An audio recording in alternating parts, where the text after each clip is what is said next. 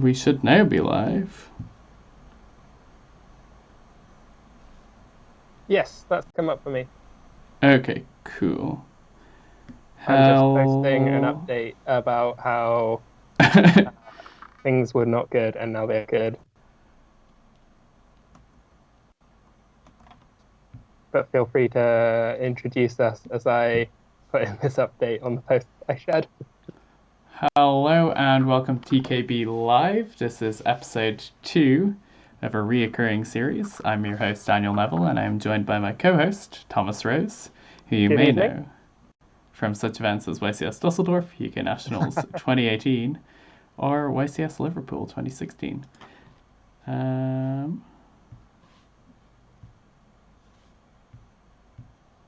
Still not showing up for me. Can people in the comments let us know if we're live? In the live chat even.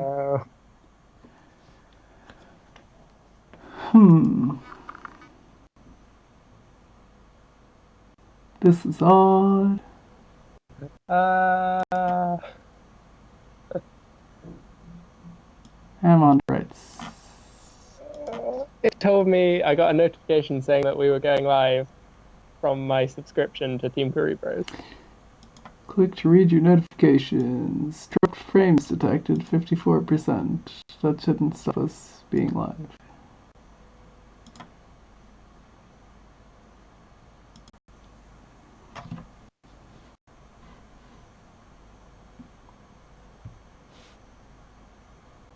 No.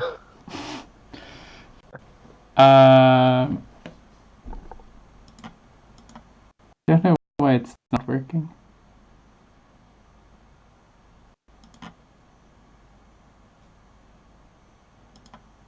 I did get a notification saying that we were live. Yeah, but the video is not showing live.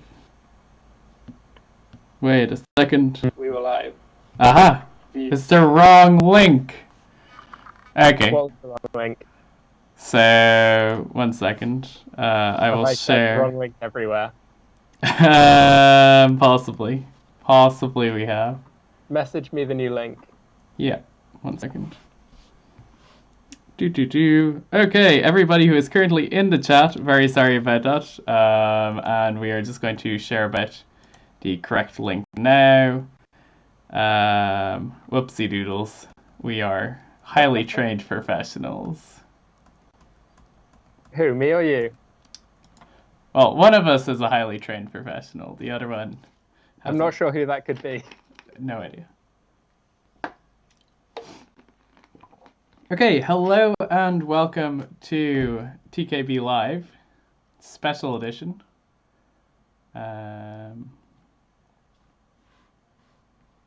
So should I delete my old links? Yeah, probably. Okay. I think anybody who is subscribed to the channel will get the notification of the updated link. And yes. Okay. So now that we have everything roughly working, we are going to be talking about a bunch of stuff. We're going to start off with our week in review. So this was the first week that we've had Dark Neostorm legal. It is also the first week of nationals in Europe. So we had Dutch nationals, we had Spanish nationals, and we had Lithuanian nationals. So we'll be going through a little bit of each of those. So I think the best thing to start off with is Dark Neostorm and what impact we're seeing it have on the format, because it's something that we weren't sure how impactful it was going to be. And it's clearly shown itself to be quite heavily impactful on the format. I don't know what your thoughts are on this, Tom, but I'm noticing this set to be very heavily weighted towards the supers and higher in terms of the impactful cards, whereas in recent sets... Yeah, I think that's fair. We haven't seen like a Pancratops coming out of this one. Yeah. Or like Called by the Grave or anything like that. Or Called by the Grave, obviously, we saw before it had its common release. Yeah. But yeah, the single most impactful card, I think, has to be Mystic Mine at this point. In a meta that seems very fair and balanced, it's the one card that currently ends games in an instant, when everyone else is just trying to play fair. Yeah, it's a really format warping card in terms of like. So, for example, I was talking to Joshua Osters at Dutch Nationals, and he had said he had like considered Burning Abyss briefly, but Yeah, he decks like was that. talking the talk online, saying that he was going to obviously be posting his nationals winning Burning Abyss deck list at the end of this weekend. And I mean, he followed through in some regards, but it's not a Burning Abyss deck. Yes, it is. It is lacking a certain amount of Burning Abyss monsters, and by that I mean all of the Burning Abyss monsters. He didn't even play one for good measure. What is he doing with himself? But yeah, so Dark Neostorm, I mean, Mystic Mine is definitely the most overarching impact on the format. Is there any other card that is really kind of standing out to you or performing better than you would have expected? Standing out, I think Dingersu. Like, it's a card that I was really looking forward to seeing, and it hasn't disappointed. Like, it really brings a new way to play the Orcust deck, which I've been enjoying for a while now. Yeah. I mean, Dingirsu basically makes up for the fact that Azathoth is lost, right? It's a very different card. Um, I'm not sure that it necessarily makes up, but it definitely keeps the deck viable, even if it is possibly a bit less strong than before. And like, that's all it needed. Yeah. I mean, the deck was already pretty insane. And I think there's like a very distinct difference between Orcust and Burning Abyss because they have relatively similar cards, but the fact that the Orcust monsters you choose when you activate them, it means like you can twin twist your mines and stuff, Yeah. and still get your Orcusts. Yeah. And having restrictions on sort of like the rest of the turn rather than restrictions on the other monsters that you control whenever you want to play them, I think is more easily workable, particularly when Dark has so many options, whereas Burning Abyss is a much smaller pool of cards to limit yourself to at times. Yeah. So I was at the Dutch Nationals this weekend. It was the largest Dutch Nationals ever. Unfortunately, the stream didn't happen due to technical difficulties, which is a big pity. We did get. Yeah, I was pretty disappointed, but we did get a good bit of content recorded. There will be deck profiles from it going up later on in the week, either to the Kuribrohs channel or else to the Yokmok events channel. Yokmok being the organizer of the event. So, like I mentioned earlier, Joshua Osters won the event playing Sky Striker. He is the only person to have won Dutch Nationals twice, and it was the first time in 3 years that somebody from the Netherlands actually won Dutch Nationals. So he reclaimed the title from the Germans, which is always a heartwarming story. Dutch national champion? Yes, he was 2016, so 17 and 18 were both non-Dutch players. I think 17 was Jan Oliver, I think, and then 18 was Leonard. So yeah. So that event, we saw that the field was predominantly Salmon Great. Then the second most represented deck was Orcust, and then we saw Draco and Pendulum being 26 and 24 decks apiece. So I think that's pretty interesting. The Mine deck itself was only around 13, and I think there was about the same number of Sky Strikers. I don't know how many of the Strikers were necessarily playing Mine. Okay, so the 13 Mine decks was only sort of what you'd say Mine Burn rather than just decks with Mine. Yeah, so there was a good few German players who'd shown up to the event. playing the burn archetype of mine. Germans playing a burn deck? This is unprecedented. Are you making insinuations? I'm saying that you should never enter a tournament in Germany without considering what your burn matchup is like. Sure. It's a joke that I first heard like before I even traveled internationally. Like everyone would always say, "Oh yeah, the German players just have a strange affinity for burn decks." And then a few weeks ago at the German Open, I think it was my round 2, was a guy just playing chain burn, and I hadn't even realized at first. I didn't think that there was still a deck that you could play. This was obviously before Mystic Mine. Yeah. I thought that I must have been playing against maybe like an Altergeist player, just like throw down 5 back rows, and then he flips over a secret barrel, and I'm like, huh. oh no, yeah. And I think he gave me a lava golem at one point, and it was only until I actually saw an actual burn trap that I realized that he was playing chain burn. I thought, like, lava golem is a card that we've seen a bit of. It's an interesting tech. At the time, Orcust going first with the rank up play was a really strong choice. So maybe you'd want to tech a lava golem because you think it's a really good choice. We were so deep in the format that it got to the point where people were even considering playing around Sphere mode. And whenever Sphere mode gets good, Lava Golem is often good the following week because people are thinking about Sphere mode. Yeah. So I was thinking, wow, this guy's done his homework. He's doing the metagaming, and he's come up with this tech. And it's like, nope, nah, it was just a German player at a German event playing chain burn because apparently that's a thing. I mean, we had the, I believe, the last YCS Rimini. There was a chain burn player that made top 32.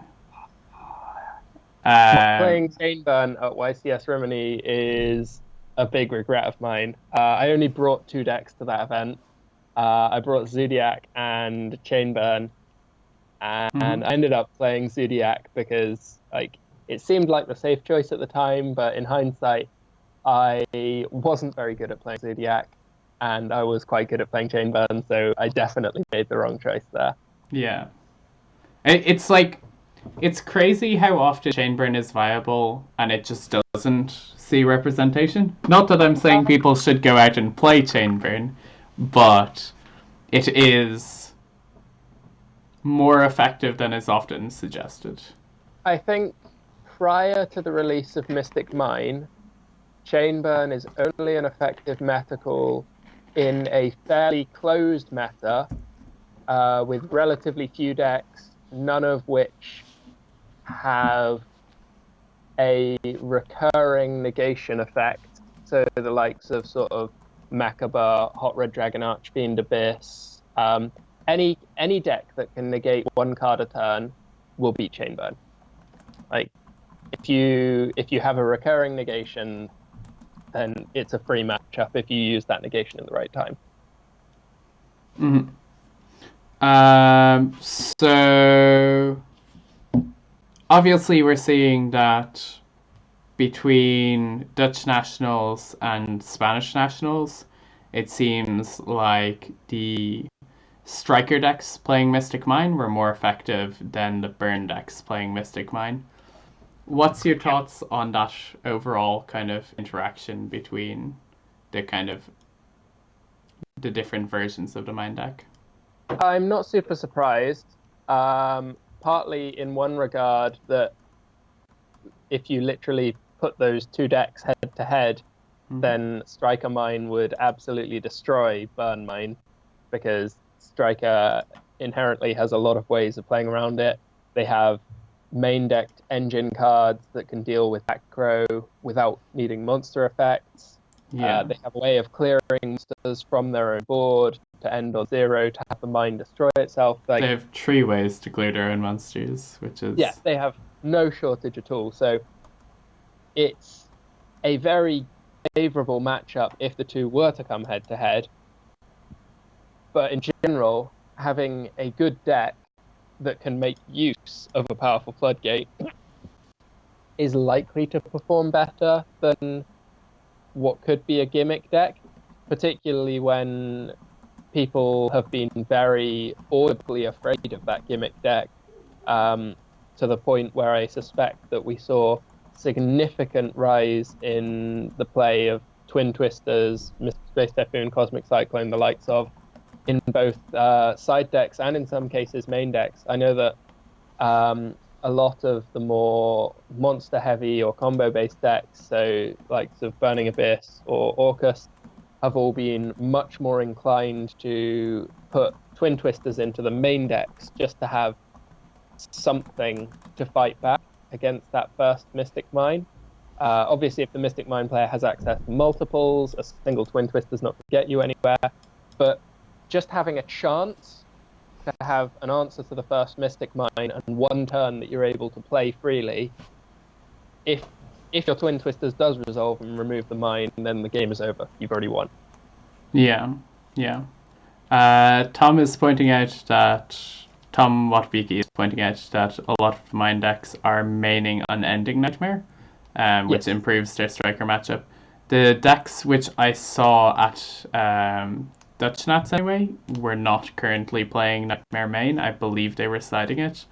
It's definitely like a super impactful card both when playing mine and playing against mine. Yeah. So yeah, a resolved Unending Nightmare against the Mystic Mine player is almost unanswerable unless they have their own Unending Nightmare to respond to it. Mm-hmm. Is Unending Nightmare once per chain? It definitely is on activation. I'm pretty sure it's always once per chain. Yeah, that would make sense. Otherwise, you could get into a paying battle if both players had a resolved Unending Nightmare face up. Yeah, it would be pretty silly. It also would have made the card like even better against something like True Draco. Back when Draco was relevant. I think Draco is actually quite relevant now as another good answer to the prevalence of Mystic Mine. For sure. I think Draco and mine were the two decks that I would have considered playing going into the weekend, just because I don't think people were sufficiently prepared for either of them. And obviously, the idea would be that Draco has a decent matchup into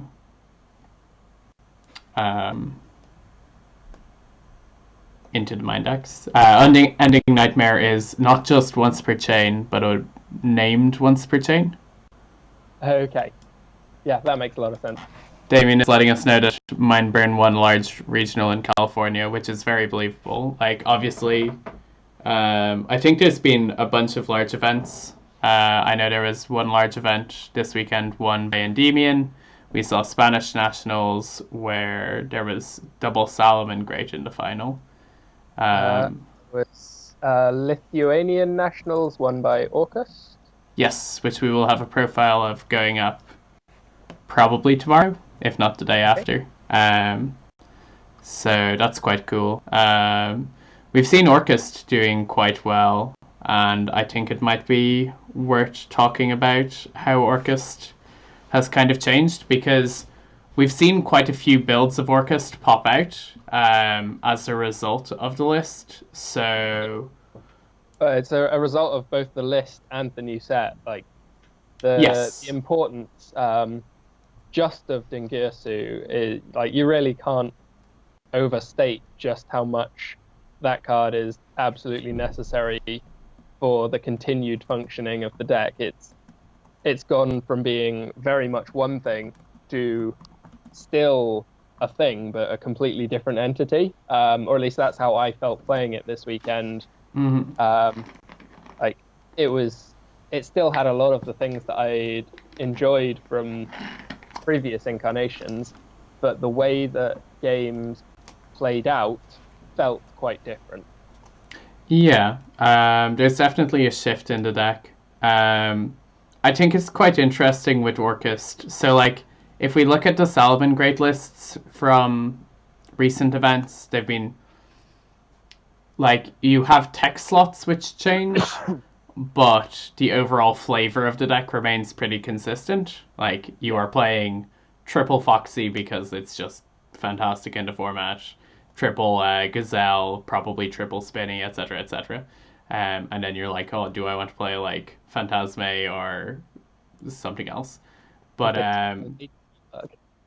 ooh, but so like we have two Orcust profiles up on the channel. One is 60 card, one is 48 card. So they obviously have reasonably different approaches. There was a player who I got to talk to at Dutch Nationals who was playing the water version of the deck, playing Neptibus, Dragoons, and Moulin Glacier, so that you can go Neptibus, send Dragoons, and then between having double Dragoons plus Neptibus, send Dragoons to add Dragoons to hand. The Dragoons effect adds Lapis Dragon, then special summon itself to give you the 2 bodies on board. You link for your Nightmare, and then the Mermaid discard the second Dragoons, and off that one you can search for Moulin Glacier. Is Lapis Dragon a tuner? I'm pretty sure it's a level 5 tuner. I think it might be. So in the previous version of the combo, if you had another body spare to go with your Neptibus to make first Nightmare Link 2, then you could use your boots left over at the end of the combo with Lapis Dragon to end on a Borrowed Savage. Again, the combo can still end you with spare boots to special summon. So similarly, even under the new way of playing the deck, you would be able to use that Lapis Dragon with the boots to get the Borrowed Savage. Though I'm not sure if that does anything about preventing Moulin Glacier hitting the board, because you need precisely 5 waters. So you'd have... No, I think you're fine. I mean, you're only ever sending like 1 water to the grave at a time, so you can always just drop the Moulin Glacier. No, the issue is if you don't get to 5 before you're locked into special summoning only darts. Right. You wouldn't. Yeah. You don't risk overshooting, but you need to make sure that all 5 hit the grave before you're prevented from summoning the Moulin Glacier. Yeah. I think that the deck as a whole possibly has a much better position now than it did previously. It always felt like trying to do a bit of a hand loop with the Moulin Glacier felt kind of redundant when you were shooting for Azathoth.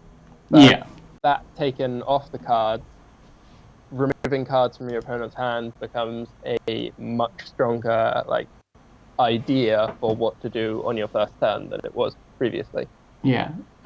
So Luke Parks is in the chat. Hi, Luke. Hi, Luke. And he's after pointing out that the Mind Burn that won San Jose Regional, it was only playing 1 Ring of Destruction, so it wasn't even searchable with Trap Tricks.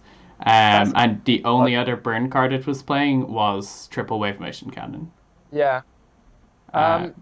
So I've seen lots of decks really focusing on Wave Motion Cannon. I think personally, if I were to build a deck, for one, I would definitely be playing at least 2 Ring of Destruction.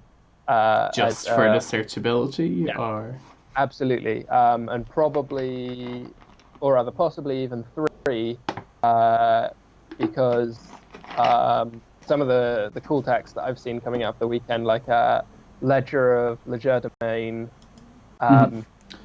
potentially taking copies of it out of my deck, I would want to be able to have a guaranteed access to Ring of Destruction for any potential floodgates that might threaten to shut down what I'm doing. The Wave Motion Cannon as a burn card win condition just seems incredibly fragile. I think the issue is that you have so many threats which are spells and traps, and spell and trap removal is so sparse in the current format that you can get away with front loading all of your threats into just permanent spell and trap cards because they're so difficult to clear, particularly once you have mine active. There was an interesting tech card that was seeing play this weekend, which was the I think it's Clud's Blessing or something along those lines. It's one of the continuous Valkyrie spells. Goddess And Oracle. yeah, and you literally just use it to make sure your opponent never draws Twin Twisters. It's got You a just lot of text on it and only a very small amount that's actually relevant to the deck playing it. the relevant text is just once per turn you can stack the top 3 cards of your opponent's deck. It's once Which per is real turn, good. barrel drone. Yeah, exactly. Which is kind of cute. Seems quite frustrating to play against. Yes. Yeah, Unless absolutely. you get to the pocket of like 3 Twin Twisters. You know, as happens all the time. Yeah. I really like when a deck gets to the point where it's able to play things like that because it's really optimizing for one particular thing, and suddenly these obscure cards force their way into relevance. It is worth noting that Goddess Skull's Oracle only in either Valkyries or a deck that plays effectively no monsters can you get away with it. A condition on the effect to allow you to play that drone, look at your opponent's deck effect, is that you cannot normal or special summon monsters for that whole turn. Yeah. So it's not something that we're going to see creeping into other decks that have specific like cards that they lose to, because for the most part the format is fairly summon reliant. Yeah, and the Mystic Mind deck, like, it's very unique in terms of what cards it's able to play. Like, the mine itself allows it to do stuff. You could technically play the Oracle in something like Striker, because mine lets you slow down so many matchups, but it's a spell card that doesn't want to go to your graveyard, so that seems kind of Yeah, and it's counterproductive. also a card that doesn't really do anything unless you have a very small number of cards that you are like a hard lose to that thing. Yeah. We might come back more to mine, but I think it might be worthwhile shifting the topic of discussion because, as entertaining as the deck is, there are actually a lot of other things to talk about. So we've mentioned Orcust. We might go back into it a bit because there are just so many varieties, but it's definitely clear that the deck is very viable this format. I don't think we have kind of like a de facto best variant of it yet. Oh no, not even close. And there are so many ways that you can build it. Yeah. Whereas like the mine deck is a lot easier to have kind of a close to perfect build for the start of the format. Something that I think is quite interesting, and I've not gotten a chance to look at everything from the weekend because, again, I was traveling to get here to do this. But at Dutch Nationals anyway, we had very, very few Thunder Dragons. A lot of people prepared in anticipation for Colossuses, and they didn't see any. I think we had about 11 Thunder Dragons total, which is... that's fewer than the pure mine burn decks. Yeah. Mad. Like, so I think that's quite interesting because when I was looking at the statistics online on Yu-Gi-Oh! Scope before Dark Neostorm was legal, Thunder Dragon was at like a 65 to 68% win rate, which is like crazy. Like, that's mad. Yeah. Now, of course, I think that was from when the ban list hit to Dark Neostorm becoming legal. But yeah, we did have 4 days of the sort of intermediate. The weird Twilight Zone of just like you can only play one Kagari, but you don't have any Mystic Mine. Yeah, it's weird how formats like that can happen. I think there was perhaps Israel Nationals or some... Kuwait Nationals is on a Wednesday.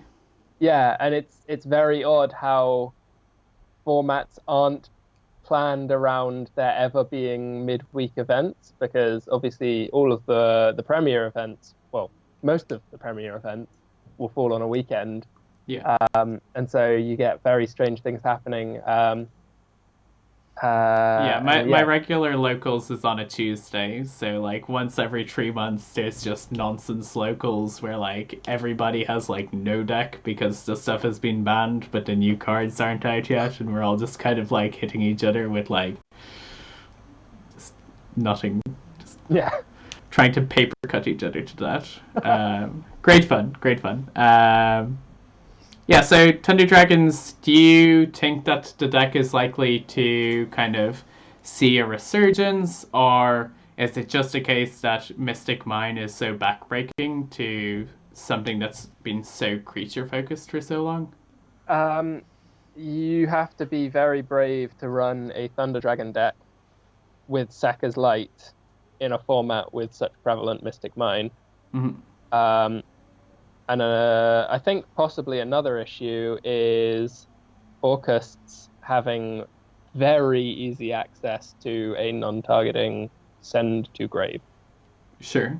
Yeah, I think it is not Thunder Dragon's time at the moment, which is kind of weird because they definitely had been in quite a good position after the list. And it just Always quite good. Like always the bridesmaid. Mhm. As it will be. Just 5 years later, Thunder Dragons will still have received no direct hits. And Still they will just still finished second yeah, in one or two premier events. yeah, exactly. Like Exciting.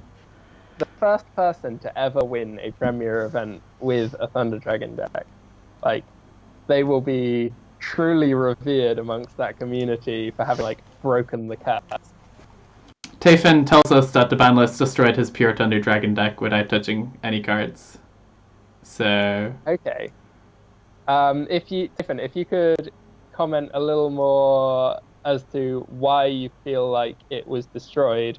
I'm assuming this is going to be on the basis of how the meta has shifted based on that list. But like from my position, I felt like the introduction of new cards had a stronger impact than the removal of old ones on how Thunder Dragon fits in the current meta. there are just those people who are running about with double super poly main deck too, which potentially could be an impact. That's not what Tayfin has said, but it's a consideration.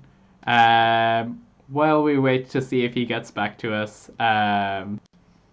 Endymion Magician won one of the US regionals, from what I'm aware.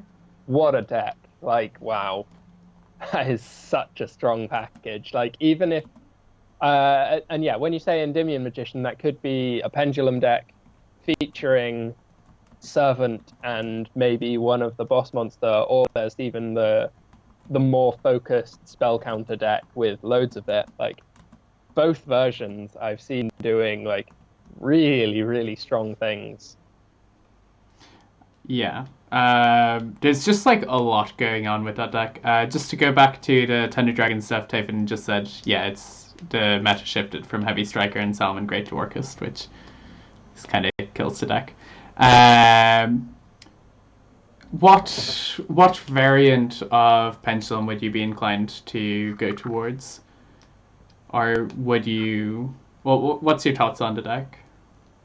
Um, I think the pendulum is a really strong position right now.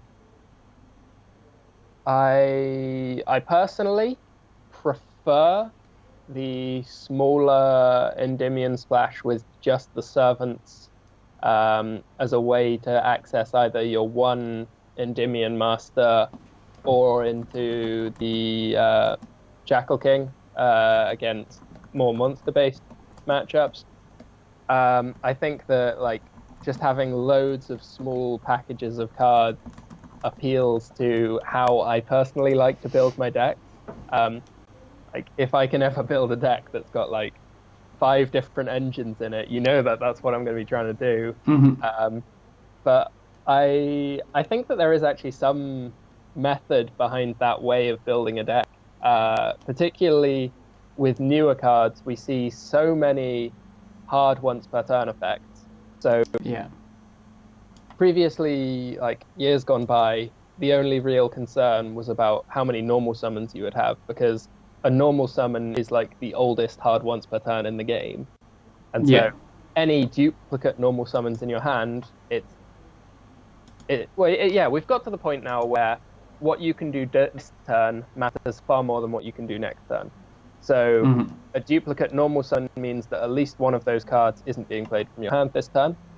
And in the same way, if you have multiple cards in your hand that give you access to the same engine in your deck, they significantly lose value.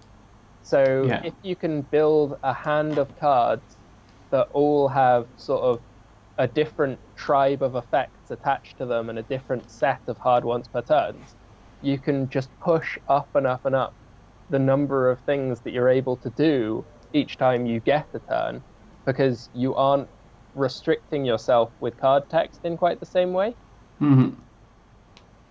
I mean, the pendulum summon mechanic as well is similar, where... Yes. That's save for a couple of really awful, unplayable cards, a hard once per turn, like, limit on the deck. So you still need to be able to maximize being able to special summon cards prior to your pendulum summons so that you get those extra zones from your Electromite to summon into, and that you can actually reap the full reward for playing what is kind of the most broken kind of card in the game.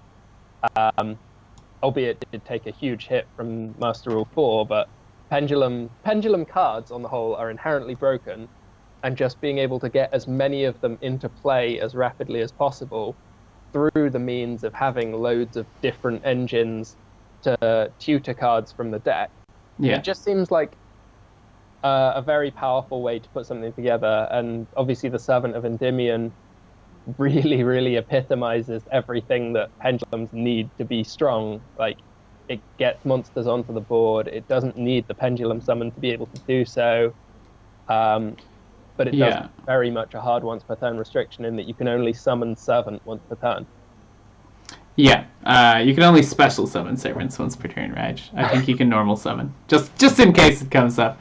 Tafin's after pointing out Zephyr. He seems to be quite hyped about Zephyr. Oh, Zephyr! Yeah, the Zephyr engine is really good, largely in that it's so good for allowing you to play lots of extra spell cards. Having the Zephyr engine makes it really easy to tech in terraformings, and if you have like terraforming, Oracle of Zephyr, play a Zephyr in your scale, you've already met the full requirements for having 3 spell counters, just Servant and 1 extra card. I think that the Zephyr package, even as just quite a small engine right now, is ridiculously potent for if you get to play first. I don't know that it lines up quite so powerfully if you lose the die roll. That's possibly not a reason not to main deck it, but like, you might even consider siding it out. Having the counter trap as something that you can sit there in your hand going second might not be optimal. It definitely turbocharges the sort of turn 0 board that you can put out in a pendulum deck. I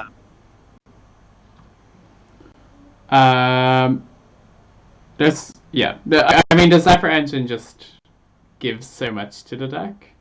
I guess I'm concerned about a deck like Pendulum, again, when we've said that spell and trap removal is so important in the format, and most of the spell and trap removal in the format is spell speed 2. Like, people aren't playing D-Spell to clear stuff. They're playing Twin Twisters.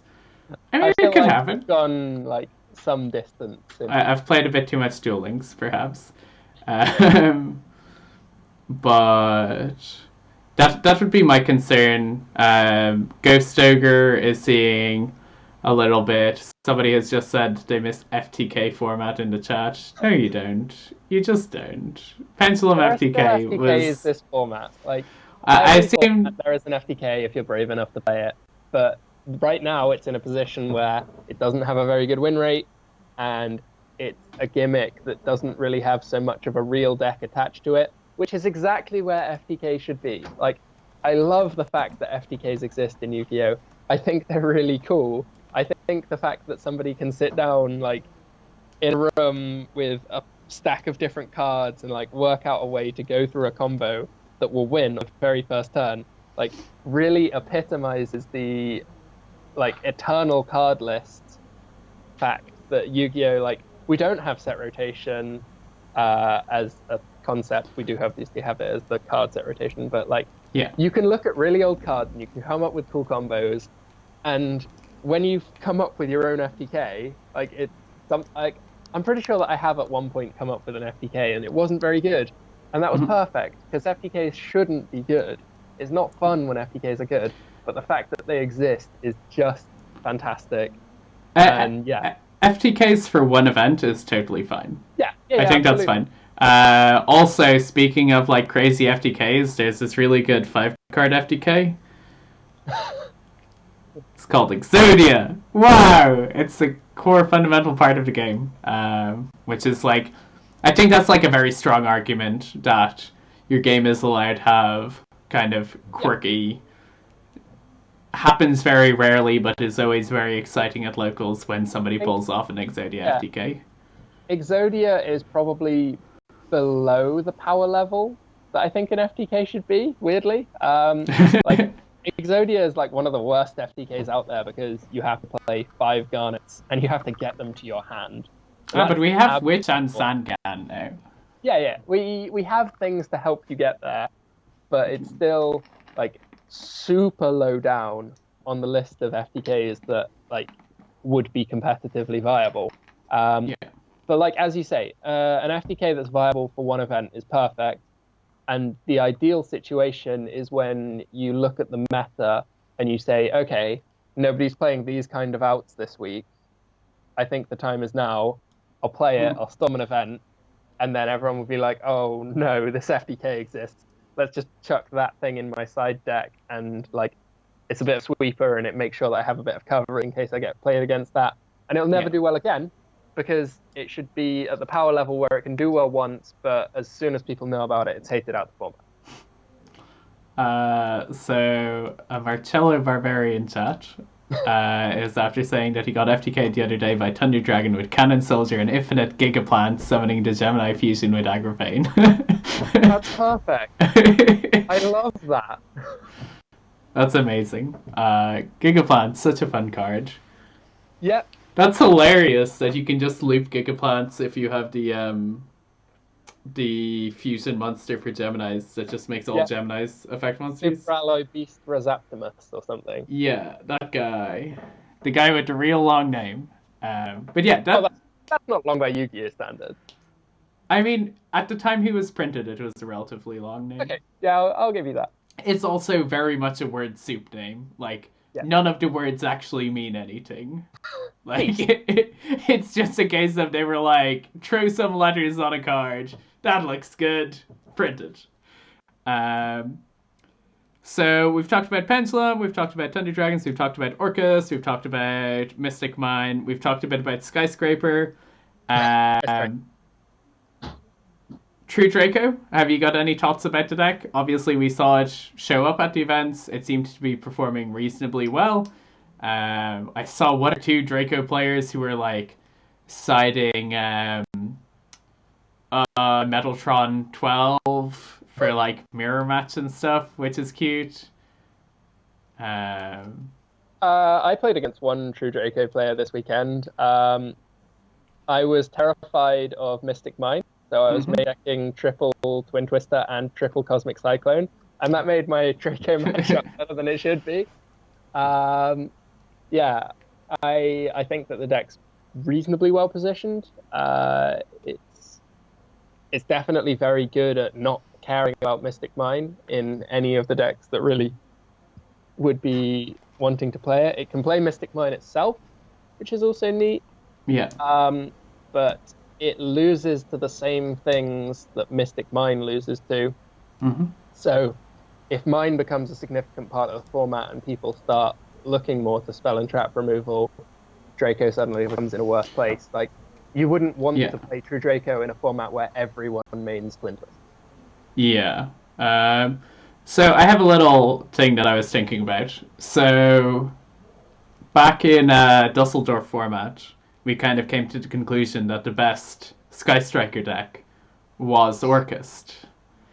Is the best Trickstar deck now also Orcust?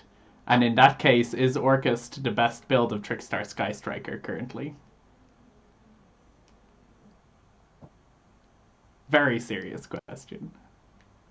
Is Orcust... So, you're going to have to wind back a little. You said at the start of this conversation, what was the best version of Sky Striker? So, Orcust, the Danger Orcust list in the February format this year. Oh yeah, was the best Sky Striker deck. Was the best Sky Striker deck. And the best use of Trickstar at the moment is in Orcust, which is also potentially the best use of Sky Striker. Thus is Orcust the best Trickstar Sky Striker deck.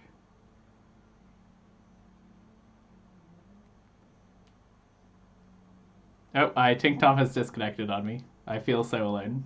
Chat, please keep me company. What are your guys' thoughts? I see Typhon that says yes it is, so thank you for the support. I appreciate that.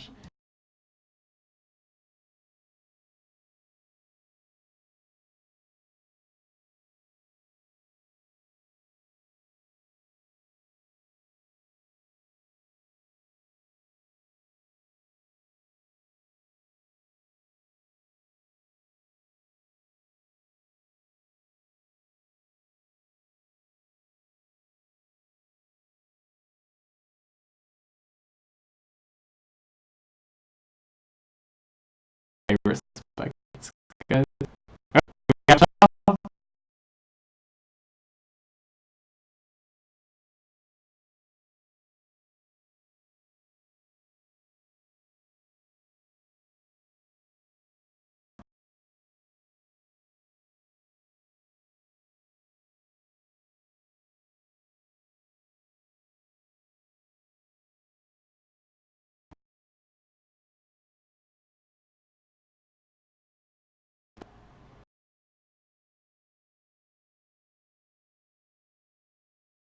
Can you talk?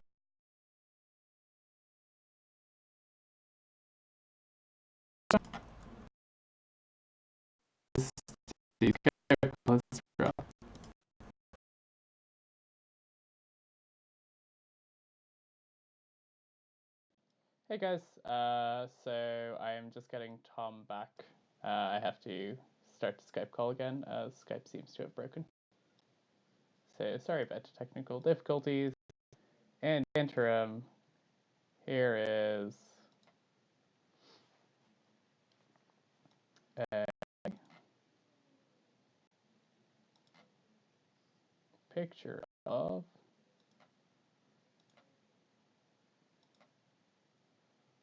here is a picture of something. I have to find it.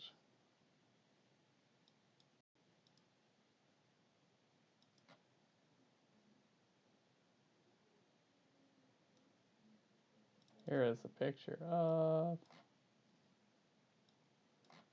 something that we are going to be printing very soon.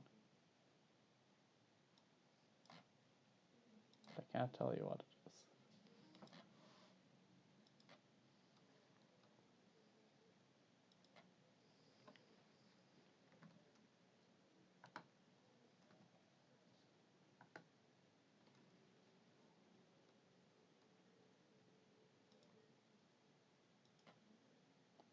Are we back?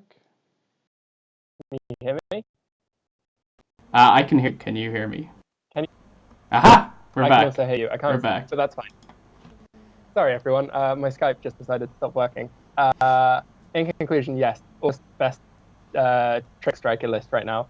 Like, I'm playing Trickstars and Sky Strikers in my deck because both engines really, really good. Lots of special summons.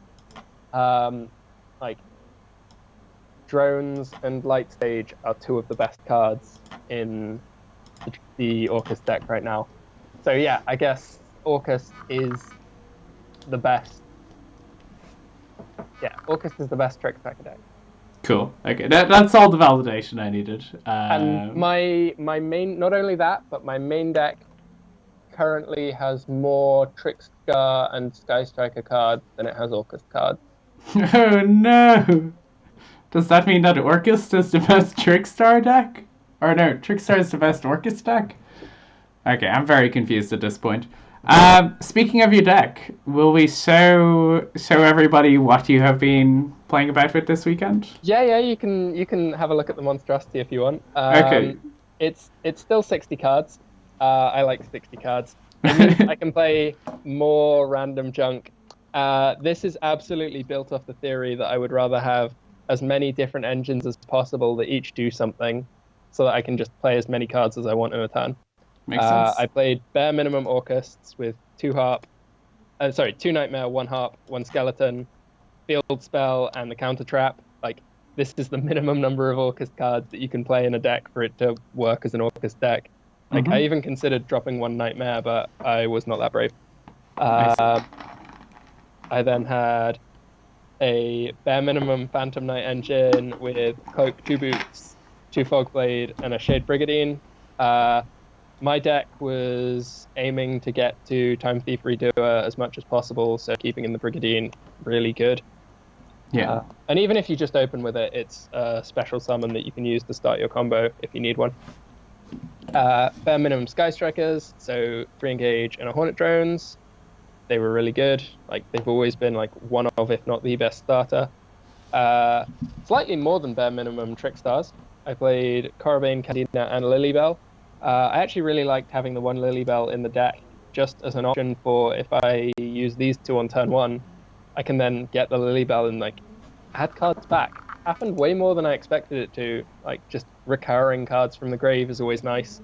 Yeah. And like, I'm always a sucker for cards that use as much of their card text as possible. Mm-hmm.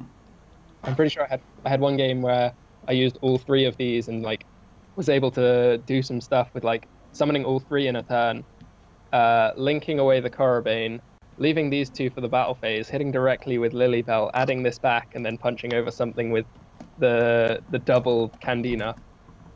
But yeah, like whenever I'm not playing in like an event where the result is the most important thing, I'll always try and like work out what's the most fun play I can make.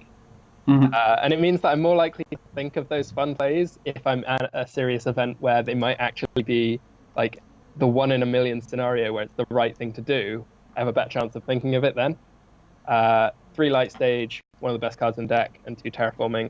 Terraforming was really nice in that you can use it as a way into light stage as a starter, but if you already have enough starters, you can terraforming for your orchestrated babble, which allows you to set the counter trap with Galatea turn 1, and just set up an extra piece of interaction.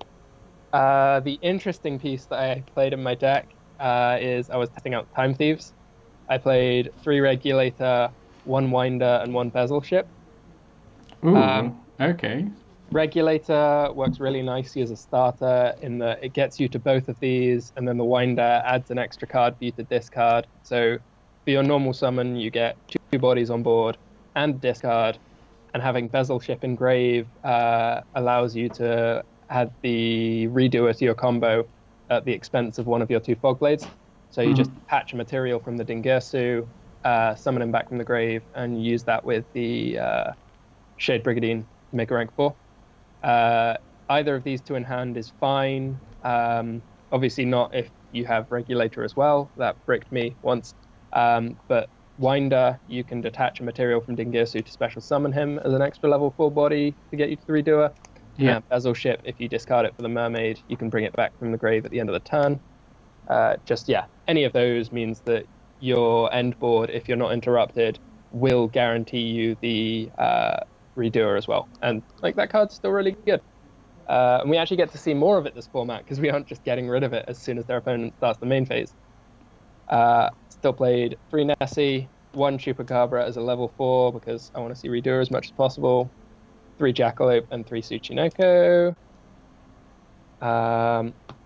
Just regular dangers. 3 instant fusions as an extra special summon and an out to any sort of potential problem cards. Does instant fusion out mine? Are you able to play Panzer Dragon? I couldn't find one, so I didn't. That was part of the logic that I went in thinking that I might play Panzer Dragon. I think in practice it never will out the mine because Right. you're never going to end your turn with just Panzer Dragon on the field.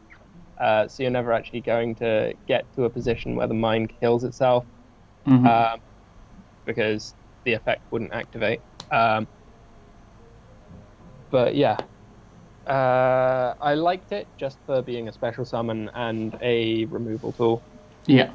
I played hand traps, 3 Ash, 3 Ogre, 3 Vela. Like they're really good. They're all of them very good at the moment. What Like what being made able you to spend money. choose what made you choose to play hand traps rather than things like Pancratops that you'd been maining before? Um, I was scared of Pendulum, and Okay. I felt like these were more effective to prevent the Pendulum deck from building a board. I don't know whether that was necessarily correct, but like anything with gut dragons gets really messed up by hand traps. Yeah. Um, and yeah, they seemed like they were a good choice. And then last 9 cards in the deck were 3 Called By, obviously nuts in anything that's trying to resolve a combo.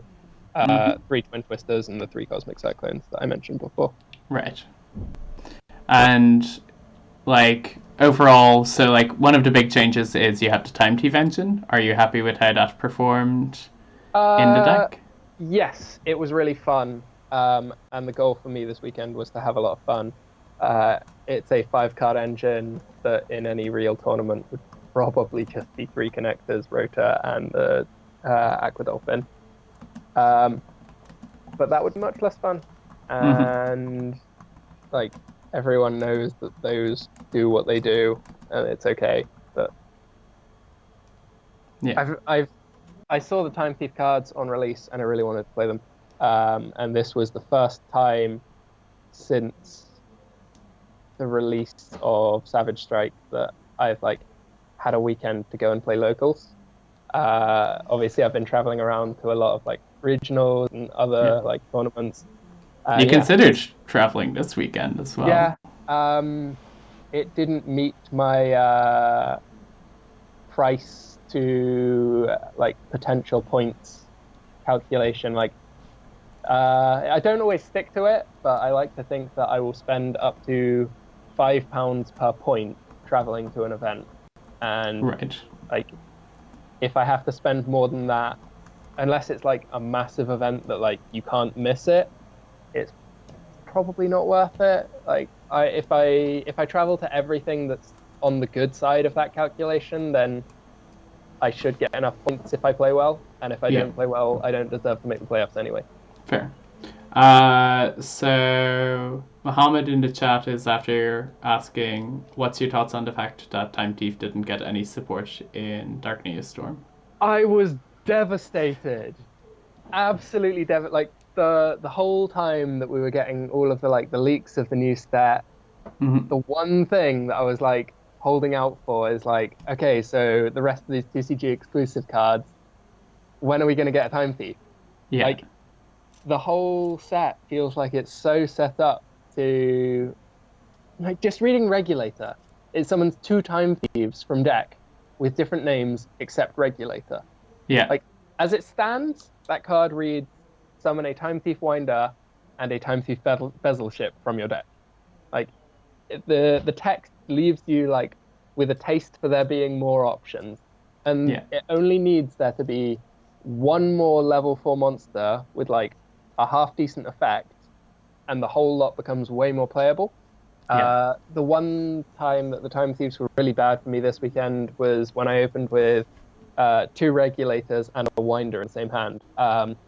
Obviously, the Winder and the Bezel ship aren't the ones that you really want to open with, so I was being a little bit like I guess greedy, but minimizing garnets is always nice. I only played one of each. Yeah. If I draw either, I can't resolve my Regulator.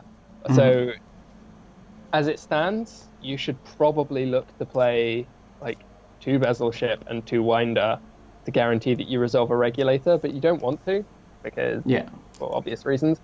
If there was a third one that like does anything relevant, like it doesn't have to do much, it just has to do like a little bit of something, it would be so great.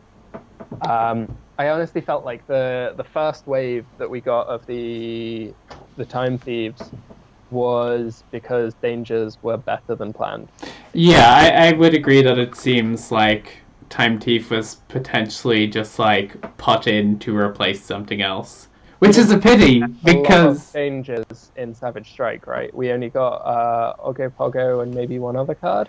But the thing is, I'm pretty sure Time Thief took the slot that, like, more Noble Knight support would have taken. And that just breaks my heart. Nobody wanted more Noble Knights. I want more Noble Knights. There were people who didn't know what they want and thought they wanted more dangers, but they didn't. And then they did the worst thing of all with the Dark Neostorm, and they gave us bad danger cards. Yeah. Nobody wants bad danger cards. Like, who are mistaken and think they want more good danger cards. They're wrong.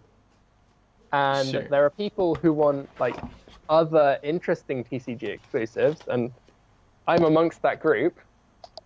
But This card deck's too. you are in danger. Nice. That card is also very interesting in that there's a danger monster on the left-hand side of the artwork, Yes. which doesn't, to me, look like any of the released danger monsters, and they are very much thematically built around card art featuring the monsters that are printed, which somewhat supports the idea that there might be unreleased danger monsters that were at one point inked in for Savage Strike and didn't show up. I'm just sad that they did then show up in any form in Dark Neostorm, costing us what could have been the other, like, another set of cop-out, giving us some cool new Time Thief cards. Mm-hmm. Yeah. I mean, it would have been nice to have TCG cards that just had more of an impact. Yeah. Like, it's always very exciting when we get fresh TCG cards because of the fact that it shifts us away from the playstyles that the OCG has had, and it kind of rejuvenates the formats because they get solved so quickly due to Ben Lovell said platinum in the chat, and I think we should kick him. With regards to Noble Knights, I assume. But yeah, getting new cards into the format is really exciting. There is a user, Darkwolf, who's in the chat, who had actually been talking about BA Orcust on one of our videos, I believe. And he's asking if you've tested it at all yet. He says the main combo starts with Cherubini, which forces the Ash, and then you're still able to go into the full Orcust combo. Yep. I think that it certainly is an interesting premise to have a combo deck that starts with something so powerful that your opponent feels obliged to use a hand trap on it. And to that end, I looked at both Cherubini and the new World Chalice Synchro Monster. They're both really good, like, combo starters that, in their own right, will do a lot if everything resolves. I even bought a Cherubini to start, like, putting some stuff together, have a look around, see what combos I can come up with. But I just felt like I was forcing myself to include so many cards that I didn't want to draw. And it's often okay. Like, if you go first, you can afford to have a couple of dead cards in your hand, because when you play first, it's only like the 2 or 3 best cards in your hand that matter. Yeah. But I feel like the current format outside of Mystic Mine is setting up like a series of negations that you need to work through to then resolve your turn. And if I'm playing a deck full of potential Gunnix that I can open with, I'm significantly reducing the density of cards in my hand that I can actually use to crack back at my opponent. So I don't think that it's the best decision competitively to go for something like Cherubini when a connector is at least as effective, if not more so, at baiting out a hand trap. Yeah. I mean, it's a case of you have, what can you, like, is it giving you better odds against the things that threaten you the most. And obviously, like you said, mine is your core concern. Um, Sound is going out of sync, and I can't actually hear you. Can you try talking? Hello? Okay. Yeah. Okay, you're back now. You were a little choppy, I think. Ben, we already talked about True Draco. I think we've talked a lot about decks, and we've kind of bounced back and forth over different discussions. But I think for the next 10 minutes or so, we can maybe take some questions from the crowd. So I'll just throw out questions to you. So if you guys have questions, please do let us know in the comments. First off, Jabet has asked, have we considered joining the Burning Abyss Discord? They have a bunch of decks and combo ideas that we might like there. No, I haven't considered it. I'm not active on any Discord stuff. I really spend a very limited amount of time doing Yu-Gi-Oh stuff outside of actually going to the event. So I will occasionally pop up on the Team Kuribrohs group chat, but that's just team stuff. And I'm trying to make a slot to be able to do this, both to be able to put some content out, and also to just have an opportunity to chat and digest everything that we've seen from the weekend. But I am also still part of a Burning Abyss Facebook group, so I see stuff that comes up on there occasionally, but nothing that I've seen yet has made me think, yes, that looks properly competitively viable. Yeah. And we've also seen a real slowdown in people posting successful event reports with the deck. And so when I checked stats for the deck coming up to Dark Neostorm, it was at a 40% win rate online, which was really bad to see. Again, realistically, Burning Abyss is going to be competitively viable at some point, most likely. Yeah. It will be back at some point, but I'm not going to throw myself into the deck until I think it's ready to be competitive. There have been long times that I've played completely different stuff between Liverpool and when I got back on the deck at last year's Nationals. I don't think I touched Burning Abyss pretty much. No, you went on your adventures with ABC and Alistair. I played all kinds of things. So I'm not going to force BA, but I'm going to keep my eye on it for if I think that there's something that people aren't tapping into. Yeah. Which you've done in the past. You have played very different BA decks to what people had been playing at the time. You've also played a lot of Phantom Knights. The next question is from El Andrew, which is, what is one key aspect of deck building to you? What would you consider the most important thing when you sit down to build a deck? I love deck building. The most important thing, I think it's probably about thinking, how does this deck fit into the format? Yeah. And there are a lot of important things about deck building. Could probably do a load of stuff about it, but the number one thing off the top of my head is you need to know what else exists and what it does. So or you need to play something that's so ignorant that you don't care at all. Yes, the ignorant stuff doesn't always work. It can only be ignorant in specific formats. So what we were mentioning much earlier on about Chainburn, it's previously worked well in formats where nobody was summoning a once per turn recurring negation like a Mechaba or a Hot Red Dragon Archfiend.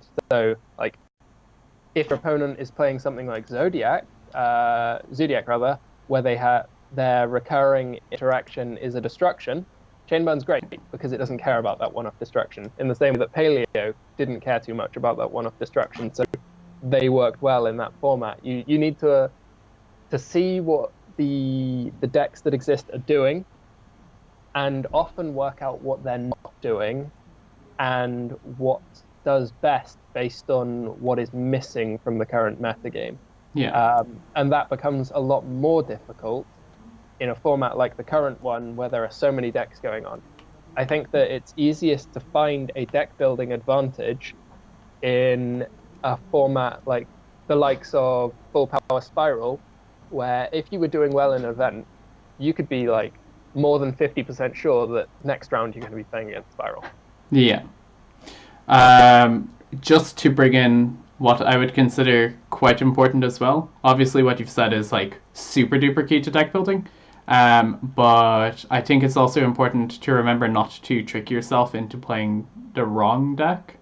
Like, I see a lot of people who will pick up cards for a deck prior to a regional and they will shift from a deck that they're very comfortable with, which might not be like the highest level, but you know, the difference between being familiar with the deck you're playing and not familiar with the deck you're playing is the difference of like a 10% win rate. And Absolutely. yeah, Yeah, I think that's probably even more important. I guess in my head I had that tagged under like tournament strategy rather than deck building. But I absolutely would advocate like people that have like familiar with how I go through formats. I will play a deck to death. yeah, Like I will play it until like 2 weeks after it is unplayable because I'm like, no, I know this deck really well. I'm gonna fight. And sometimes I will like continue to get results after I should have dropped the deck just because like what I was saying earlier about like knowing all of the like weird interactions just to get every piece of mileage out. It takes me such a long time to learn that I don't want to give it up easily by moving on all the time. yeah. So the next question is from Ben, and he's asking, he saw True Draco being more popular because of Mystic Mine. What do we think? Basically, what we said is Mystic Mine is just better than Draco because as Mystic Mine increases in popularity, so will the spell and trap removal, and that hampers Draco more heavily. Really good question, though. Damien asks, is Armageddon Knight worth playing in Orcust? Uh, Armageddon Knight is fine. It does have the benefit that you can summon an Armageddon Knight and your opponent won't necessarily know what you're playing. So has the possibility to bait out an Ash Blossom in that regard. Having normal summons that bait an Ash isn't the most important thing. I think it depends what else you're trying to do with your Orcus deck. If you're playing things like Destrudo to get some Yeah. extra like options for what to send with Armageddon Knight, it becomes a lot more valuable. The list that I showed earlier, Armageddon Knight definitely doesn't fit in there because there's so little that you could actually send with it and get any kind of value.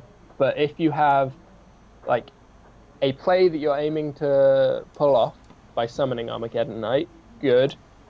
And if you have a backup option for if you want to use Armageddon Knight to extend your combo, then you're looking at like a really strong option. But not every build of Orcus really has that at the moment. And it's also um, competing for a normal summon slot Yeah. unless you're playing like something completely wild. And there are some really strong normal summons out there right now. So for me, I haven't played Armageddon Knight since the very first week that I played Orcust at the start of February, and it was dropped in my like my first after that event cut of the deck. I was like, Yeah. yeah, I felt like it underperformed. Mm-hmm. I mean, if you have Roto, you're always going to search for Connector instead. Yeah. Next question. Mohammed asks, what's your most wanted OCG import card? I'm going to go first. I'm going to say what is the promo of the Egyptian gods? The one that wins you the game if you have all three god cards. Hokahi? I don't Something know how to like pronounce that. it. I'm not Yeah. going to butcher the name on stream, but I hope that we get that in tins because it is potentially something we could get. But I think we already know the cards. But Okay. that would be a cool thing to get. What would you like to see? Anything but needle fiber. Sure. There's a bunch of interesting stuff, but yeah, definitely avoiding needle fiber would be nice. Imagine Wagons, excellent name. wants to know how you think Necros will do in this format. I think personally that it's a very creature effect focused deck, and we've already established that mine is a big problem. Sure, you can have a Unicore, which is like stopping strikers stuff in a mine matchup, but I wouldn't be super hot on playing Necros unless you have a way to effectively clear back row. I haven't seen Necros really doing much recently. It feels very rogue. And thinking back to when it was good, aside from the Jin on a Clausulus, which we sort of already see existing in the format through the likes of Goliath, it just doesn't seem like it does very much compared to what we'd expect these days. Yeah, the ritual monsters are inherently things that do stuff on your turn, and like there are loads of decks that do stuff on your turn. They need to do stuff on your opponent's turn as well. Yeah, that's the problem. You just don't have any interaction with your opponent. You don't pressure them. You just stun them and then kill them, and that's not right for this format. If we had 3 Unicore in a format that was reliant on extra deck monsters, yeah, Necros could be good. But the format's pretty diverse right now, and we only have 1 Unicore, so it doesn't seem like it's going to go anywhere. Next question. Best use of the World Chalice, the Justicar. The person is suggesting Tricking of All Calamities Turbo. What's your thoughts? So I've seen a lot of combos that start from a diagram, and obviously you can play up to like 6 diagrams and a baby dinosaur. You can play up to 6 of those. So as 2 card combos go, not bad. Like that is significantly more consistent than your average 2-card combo, but it's still a 2-card combo that gets like shut down real hard by any interaction, and it plays a lot of garnets. Just going back to what I was saying earlier about like Cherubini, it feels in a very similar space where it's going to bait hand traps, but to bait that hand trap, you have to play a significant number of cards that you don't want to have in your opening hand. So I guess, the best use is probably something along the lines of those like silly turn 1 dinosaur boards that you can build with like the level 9 special summon quick play spell for the calamities, and then it ends on like a full Orcust combo as well. But just because that is the best use of it right now doesn't necessarily mean that it's good. In many ways, I'd say that the best use would be whatever deck can naturally make a level 5 synchro monster and just play like a World Legacy Succession to search when you summon it, because that card is inherently quite good, fine to have in your opening hand, or World Legacy Guard Dragon, which is another card that we see being played. So, probably the best use, I guess, is more likely to be the Guard Dragon line, because they can afford to play, like, they already want to play World Legacy Guard Dragon.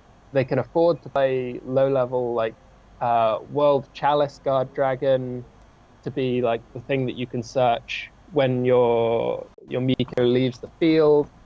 The best use for me is whatever requires the least deck building to include the synchro, but that isn't necessarily the most powerful end board that you can summon with it. That's reasonable. I mean, it's kind of like Denlong. Like, there were lots of decks that you could have theoretically put Denlong in, but you played it in Dino because it just naturally fit there. So Dean Johnson, hi. He asks, what do we think are viable rogues in this format? What I'm going to say is basically it needs to be a deck which is able to deal with Mystic Mine. So as we said with Necros and such, if you're just playing a creature-based strategy, then the deck can't perform because you will always play at least 1 Mine deck at large tournaments. And if you can't deal with it, I don't think I'd be happy taking a rogue deck to the format. I think that there is some relent for anything that's non-Sekka's Light based, in that you can quite happily main deck spell and trap removal in the current format. Sure, but like Twin Twisters, you want something that is like able to gain some sort of advantage from it. Like, you can't just force anything. It has to have some sort of ability to let you play those flex slots. Yeah. London Paperclip asks, any predictions for the UK Nationals? Well, my prediction for the UK Nationals is that some very handsome Kuribrohs are going to be there. Do you have any thoughts? I think we still have a lot of nationals to go. Like German Nats is the weekend beforehand. The format's going to be very shifted. I think mine is going to be more stabilized. Like it'll be like clear whether or not people are playing Burn or Striker. And I would say we will also see Orcust kind of fitting into like probably two different builds, and that will be kind of it in terms of the Orcust. Like everything's going to be so much more refined. Yeah. I definitely agree that certainly for UK nationals, we are way too far out to be predicting like what's going to do well, because it depends how quickly we like evolve into a more settled game. Yeah. I think, do we have time for one more question, Tom? Yeah, go on. One more. Okay, one more question. The question is,